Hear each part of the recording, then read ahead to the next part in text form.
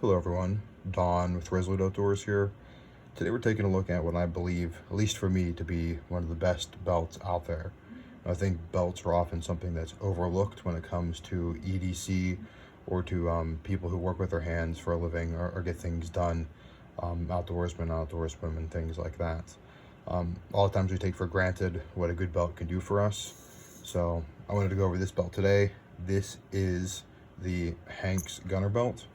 This belt is primarily designed as a carry belt for concealed carrying a firearm inside the waistband or outside the waistband. But overall, this belt can be used for almost everything. This is a belt that I use every day, and I think every person would be well off if they had a belt like this. This is made by Hanks Belts. Like I said, it's the Gunner. It's made of 14-ounce leather. They come in a lot of options. I don't remember what option this is now. Just one of their brown options, but it's been extremely durable. And now when they say 14-ounce leather, that's kind of a way to take a measure of the thickness of it. It's kind of how leather is done. I believe it's how heavy 1 square foot is, which would be 14 ounces. But this is an extremely thick belt. And the first time you put this belt on, if you buy it, you're going to realize that it feels like you have almost 2 belts on. You feel like you're sticking out whenever from like around your waist, it's sticking out because the belt's so thick. You will get used to that, and when you move back to a different belt, it's going to feel very wimpy and roll over. I've had a lot of belts where after a while they will roll like this. This belt is stiff, it won't roll over, and that is a nice thing about Hanks belts as well. They offer a 100-year warranty on all their belts here.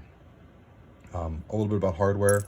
I don't know if these are stainless steel or not. Either that or they're plated, but they haven't rusted, and I've used this belt for at least 3 years now, if not 4. I can't remember the exact date I purchased it, but at least 3 years.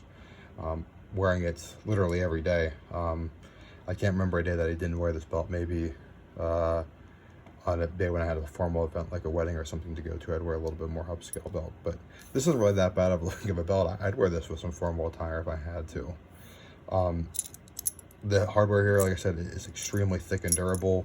These are Chicago screws, so you can unscrew these and put your own belt buckle on if you want. This is the standard belt buckle though. The biggest complaint I have with this belt though, the only thing is that this belt buckle is pretty high. If you have a little bit of a gut, this will dig into it a little bit. And if you offset it to the right or to the left, it's not nearly as bad. But that's kind of one small criticism. But to have such a durable belt buckle, I can live with that. Overall, this is a belt. I think it's about $65. I'll leave a link to their website down below. I'm not affiliated or anything like that, but I just kind of wanted to give you kind of a product spotlight on a quality American-made belt.